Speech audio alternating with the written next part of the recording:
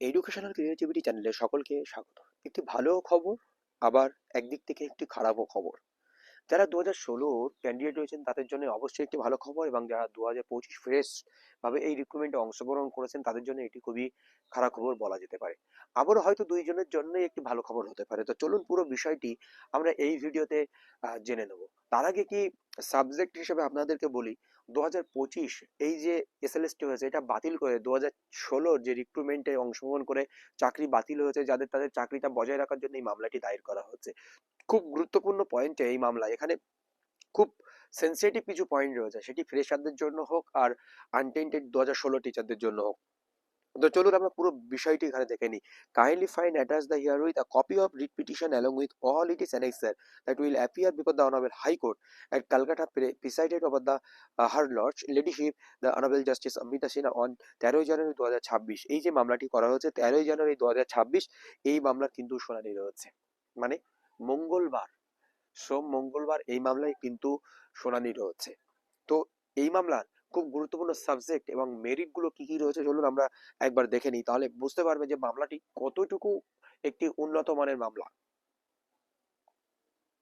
The petitioner are untainted candidate of the state level selection test 2016 who were duly selected and appointed as assistant teacher in classes 11, 9, 10, 11, 12 but had their service terminated pursuant to the judgment of Honorable Court date April 22, 2024 and Honorable Supreme Court 3, 2025 due to systematic irregularities by the respondent authority. New recruitment rules and notification are arbitrary, whimsical and ultra virus and direction of this Honorable Court and the Supreme Court as they depart substantially from the 2016 rules. Walter academic and professional evaluation criteria favor contractual টিচারদের ফেভারে গেছে। Professional evaluation criteria নিয়ে সমস্যা তৈরি হয়েছে। 2016 rules তার সঙ্গে একটি সমস্যা তৈরি হয়েছে। Exclude essential qualification like BEd, essential কোয়ালিফিকেশনকে এক্সক্লুড করা হয়েছে। Fail to declare vacancy category wise per reservation roster মানেনি, and remain silent on OBC participant and tainted candidate. OBC participant এবং টেন্টেড ক্যান্ডিডেটের পার্টিসিপেশন নিয়ে গুরুত্বপূর্ণ তথ্য, এখানে টেন্টেড ক্যান্ডিডেট পার্টিসিপেট করেছে। ওবিসি যে বিষয় রয়েছে ওবিসি পার্টিসিপেশন, সেই পয়েন্টটাও তারা তুলে ধরবে যে ওবিসি যে পার্টিসিপেশনের বিষয়টা ছিল, ওবিসি বাতিল হওয়ার বিষয়, আগে পরে ওবিসি, সেই সমস্ত সমস্যা দেয়ার বাই ভায়োলেটিং আর্টিকেল 14, 16, 21 সবকিছু ভায়োলেট করেছে। Despite the supreme judgement date বা April 3, 2025, subsequent remand dated November 2, 6, 2025 which delineated the eligible candidate and directed the publication of tainted candidate. The responsible have not compiled the jeopardy and eligibility exposure. তো এই হচ্ছে আপনার synopsis. এবার আমরা যদি ল পয়েন্টে যাই, খুব গুরুত্বপূর্ণ 4-5টা পয়েন্ট আপনাদের জন্য রয়েছে। দেখুন, for that although the petitioner have appeared for the said examination, the same has not been conducted in accordance with the directives of the honorable court, কারণ তারা কোর্টের যে honorable court যে অর্ডার দিয়েছিল সেই অর্ডার অনুযায়ী তারা কার্য সম্পন্ন করেনি। Further, the petitioner have been subjected to an unfair and unhealthy competition, এখানে unfair and unhealthy competition তৈরি হচ্ছে with fresh candidate who are significantly junior to them, thereby placing the petitioner at a distinct disadvantage. পিটিশনাররা একটি খুব অসুবিধাজনক পরিস্থিতি তৈরি হচ্ছে, তাদের মধ্যে একটা পার্থক্য তৈরি হয়ে যাচ্ছে, and causing prejudice to their legitimate right and expectation. A candidate of 2016 recruitment and a fresh candidate of the 2025 recruitment are distinctly demarcated. A proper and fair competitive examination for appointment to the post of assistant teacher cannot be conducted. Failure to make such distinction result in equitable competition and prejudice and the legitimate right and expectation of the untainted 2016 candidate. এরপরে যে পয়েন্টটি খুব গুরুত্বপূর্ণ রয়েছে, কারোর age 40 বছর cross করে রয়েছে, have not been engage in regular studies in the manner of the younger fresh candidate. ওই কথা এখানে তুলে ধরা হয়েছে। Fresh candidate have not be faced humiliation and the uncertain in the mental trauma in the petitioner and the junior. এটা হচ্ছে period 2016 ক্যান্ডিডেটের কাছে একটি মেন্টাল ট্রমা হিসেবে সাপোর্ট করছে, তারা এই সমস্ত তথ্য তুলে ধরা আছে। Untainted candidate of 2016 recruitment and fresh candidate require distinctly classified and demarcated and they shall continue to suffer an irreparable loss and prejudice ইত্যাদি এখানে তুলে ধরা হয়েছে। এছাড়াও যে গুরুত্বপূর্ণ পয়েন্টটি যেখানে রয়েছে শেষের দিকে আমরা যদি আসি, সেই পয়েন্টটি তুলে ধরা হয়েছে।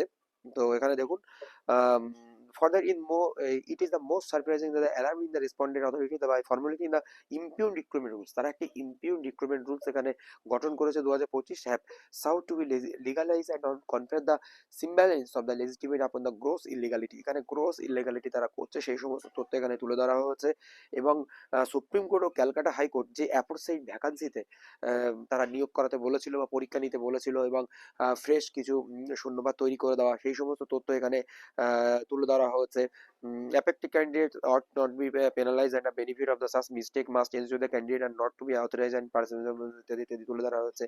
এবং শূন্যপদের কথা তো আপনাদের একটু আগেই বললাম যে শূন্যপদগুলো তৈরি করা হয়েছে, সেই শূন্যপদগুলো যে সাবজেক্ট অনুযায়ী যে শূন্যপদ থাকার দরকার ছিল সেই সাবজেক্টের বরং শূন্যপদ কমে গেছে, তাহলে তো অটোমেটিক্যালি যারা আনটেন্টেড টিচার রয়েছে তারা তো বাতিল হয়ে যাবে। এবং সেই সমস্ত তথ্য এখানে কিন্তু তারা তুলে ধরেছে। আমি এখানে কিছু কিছু জায়গায় একটু পজ করে গিয়েছি, আপনারা একটু পজ করে কিন্তু পুরো বিষয়টি পড়ে নিতে পারেন। এই মামলার মেরিট কি রয়েছে আর মামলার বিষয়বস্তু কি রয়েছে। এই মামলার শুনানি 13ই জানুয়ারি, শুধু তাই নয় 13ই জানুয়ারি এক্সপায়ারি প্যানেল থেকে শুরু করে একাধিক মামলার কিন্তু শুনানি রয়েছে।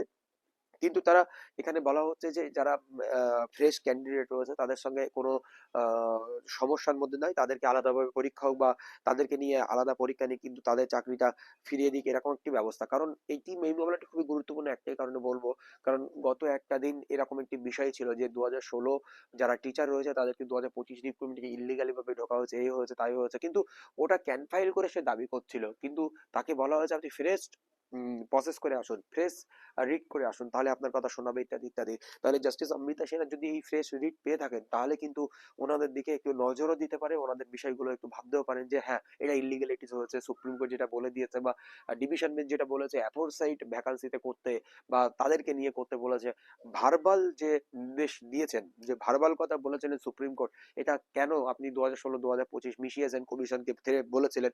তো এই যে বিষয়টা কিন্তু সুপ্রিম কোর্টের যে বিষয়টা এখানে কিন্তু কলকাতা হাইকোর্টে বিস্তারিতভাবে উঠে আসার জন্য এই মামলাটি। ধন্যবাদ।